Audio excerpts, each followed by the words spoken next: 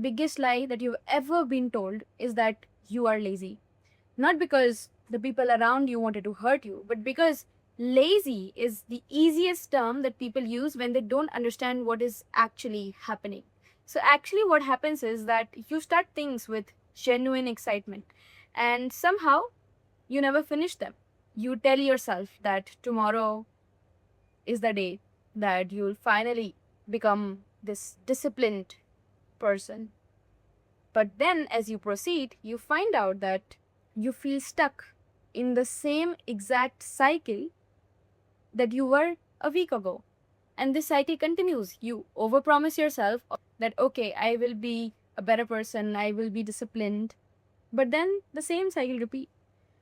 On the other hand, just to contradict this, you watch other people who are building habits that seem so effortless, while every small task that you do feels like you're just dragging yourself through this wet concrete and you're just drowning in it.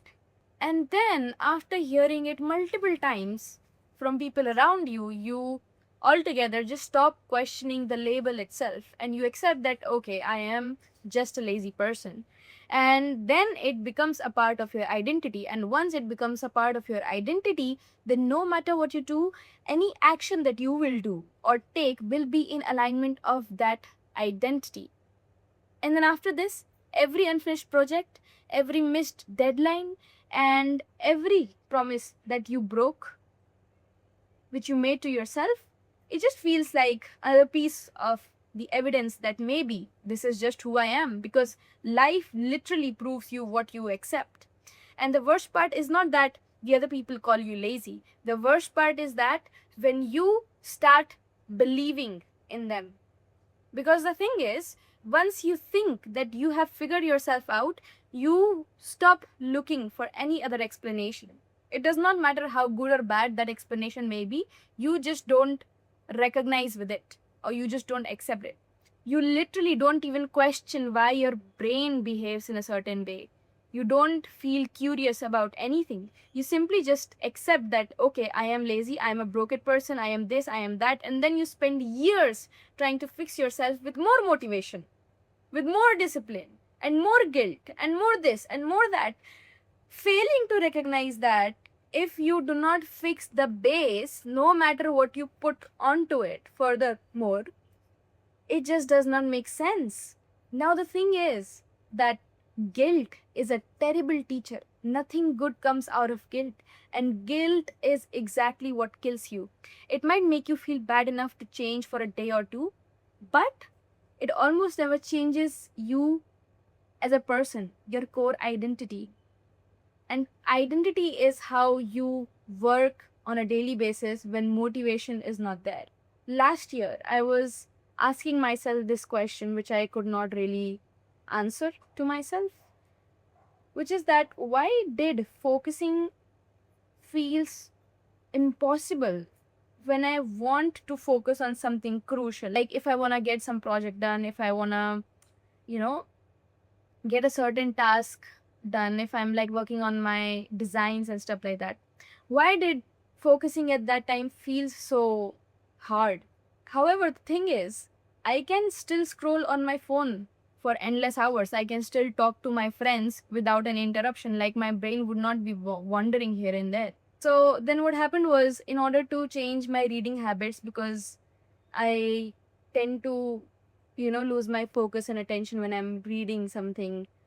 So I opened this book because I had convinced myself that I was finally going to be productive.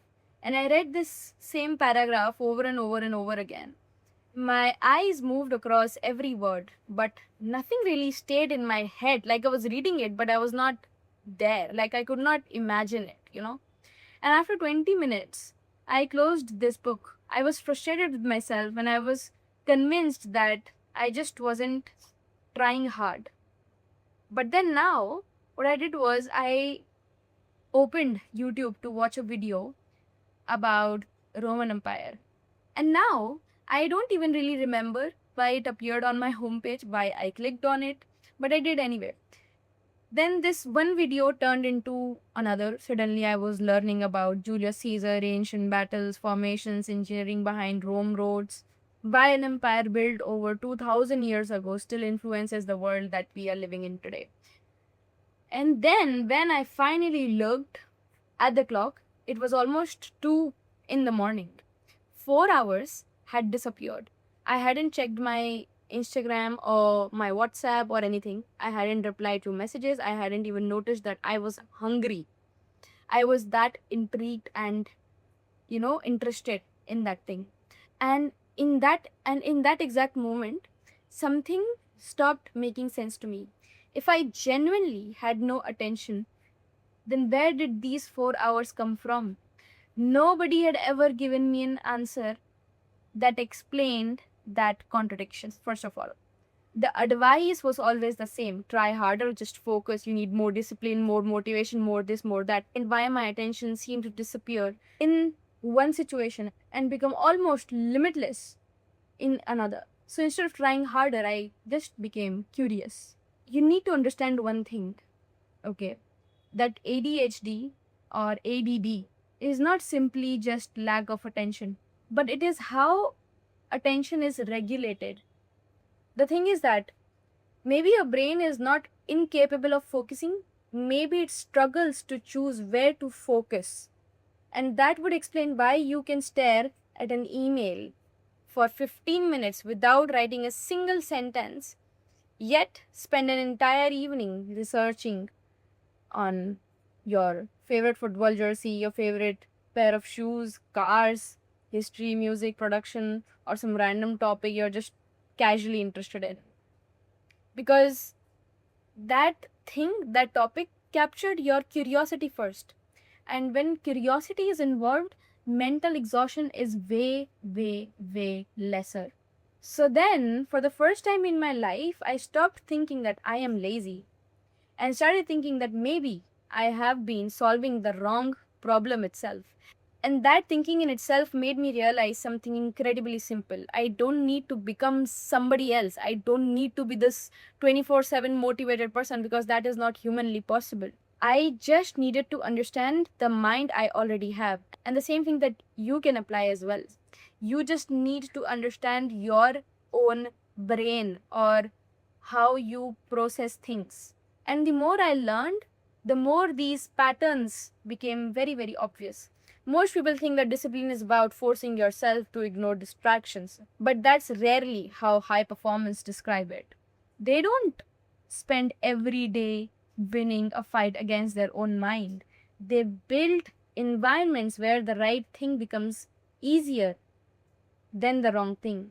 They simply remove friction, and they have this such strong understanding of their self that nothing else can even budge them from there.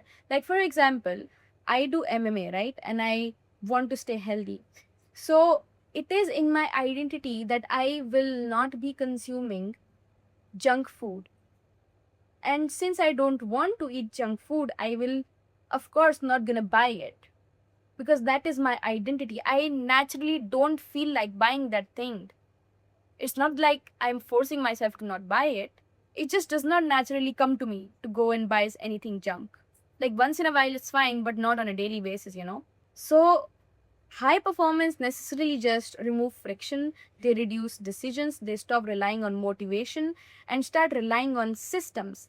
And that idea hit me harder than any motivational speech ever had, because it meant I was not supposed to win by sheer willpower. And please note this: if you have a chance, if you have an option to not test your willpower, please don't do it. There's no point.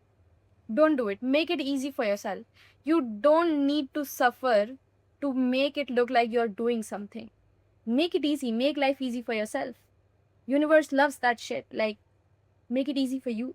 Like, literally, I needed to understand that, and I think you do too, that you need to stop making every productive decision feel like it's a battle. And around the same time, I came across this idea from psychology called cognitive diffusion. Now, the name sounds a little technical, but the principle is surprisingly human and it's very easy to understand. So, the thing is that your mind produces thousands of thoughts every day. Some are useful, some are hateful, some are self sabotaging, some are productive, some are non productive, multiple, various thoughts, right?